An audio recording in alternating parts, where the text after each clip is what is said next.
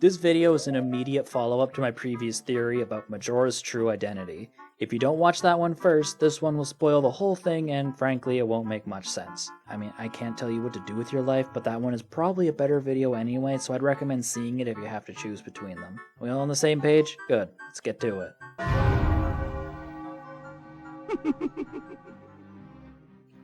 So what exactly do we know about the Fierce Deity?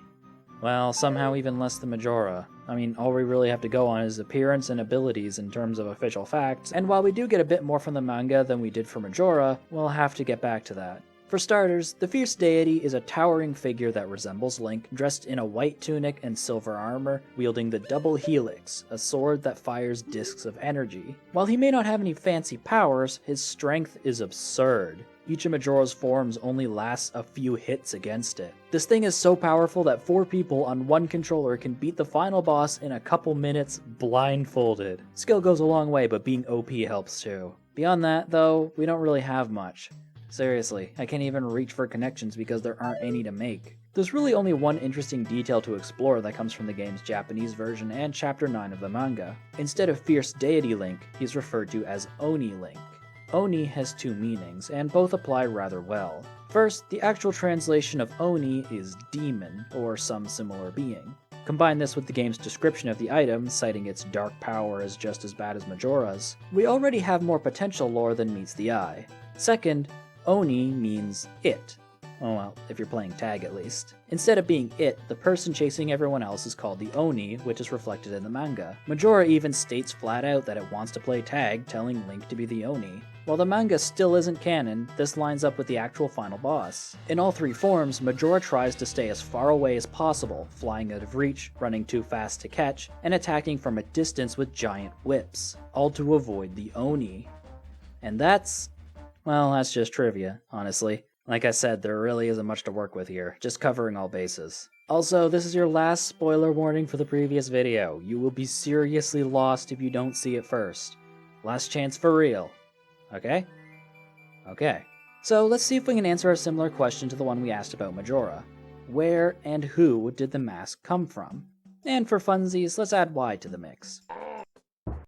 Where is easy. Both the game and the manga show that Majora gives Link the mask right before the final fight, either after collecting all the masks or right before going into the moon. Since that's all we have to work with, I wasn't even planning to talk about the Fierce Deity at all since there are already numerous videos talking about it already and I don't want to be redundant, especially if I can't come up with something different. However, I spotted an interesting comment made by the user NeoPerfectPhantom that caught my eye. So much so that this one comment changed my mind. Not only does the Fierce Deity fit in with the other theory, but also supports it. Now, assuming the spirit inside the mask is indeed Girahim, you may be wondering why he would create something that could so easily kill him. Well, as touched on previously, isolation does some weird things to your mind. All studies on the subject yield very similar results, namely maddening hallucinations, seeing, hearing, and feeling things that aren't there, and that's after only a few weeks or months. The time between the end of Skyward Sword, that's kind of ironically before the actual game, and the events of Majora's Mask are at least a few hundred years, and we know for a fact that he's conscious for at least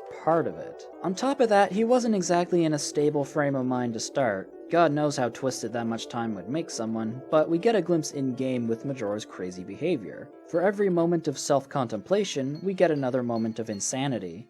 But what does this mean exactly? Why would he create this all-powerful mask and give it to his nemesis? Sure, you could chalk it up to being nuts, but even insanity follows rules. There's a train of thought to it, albeit one that doesn't follow regular logic. So even if it doesn't make sense to us, there needs to be something. Consider this. Girahim has been festering in his own thoughts for who knows how long, trying to piece together how everything went so horribly wrong. As stated in the previous episode, he could have been demonizing Link the whole time, twisting his image into something much more impressive than this guy with his hammer pants and lip injections. Demonized into a powerful being. Interesting. He saw Demise as godlike, absolute perfection that deserved to rule the world, until he's defeated. Driving himself crazy obsessing over it for so long, Girahim continues to demonize the hero into something much more powerful than he is. After all, from his perspective, if Link wasn't that powerful, then how did he win? How could he overcome something so much stronger? Suppose the mask, created by Majora is a byproduct of his insanity. His mental image of Link changed from the unsuspecting hero into something he could understand better, one he could see overcoming something as powerful as demise. A dark, monstrous being that towers over everyone else, godlike and merciless in his power. A fierce deity, if you will.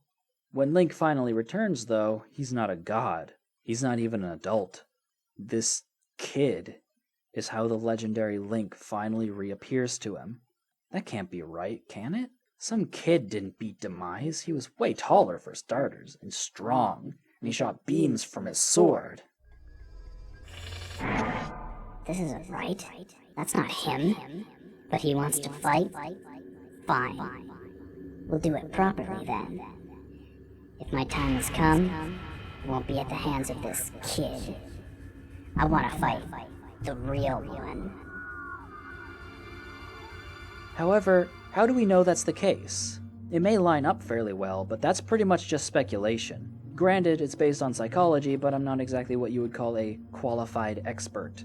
In order for it to be this imaginary construct that represents Girahim's perception of Link, we need to find a more solid connection. Something that only these two have. I suppose there's the sword beams, but that could be pretty much any Link. It's not exactly an uncommon trait. A few are even circular. Sure, this Link is the oldest of the ones with sword beams, and yes, they're the only ones that are also blue discs, but there would need to be something more specific. While all the others need to be at full health and Skyward Sword Link is the only one able to fire them at any time, just like the Fierce Deity, that's a Skyward Strike. It's completely different, isn't it? I mean, in order to perform a successful Skyward Strike, the sword needs to glow blue as you point the sword skyward. Maybe. Just maybe. Hey, it's another End Slate. Doing a quick one here because I need to thank NeoPerfect Phantom, as their comment was the main reason this video exists in the first place. Not much else to say really, so before I ramble, thanks for watching and stick around for a second to catch a possible preview of something that might be coming in the future. Tantalizing. My country lay within a vast desert. When the sun rose into the sky, a burning wind punished my lands, searing the world. And when the moon climbed into the dark of night, a frigid gale pierced our homes. No matter when it came, the wind carried the same thing: death.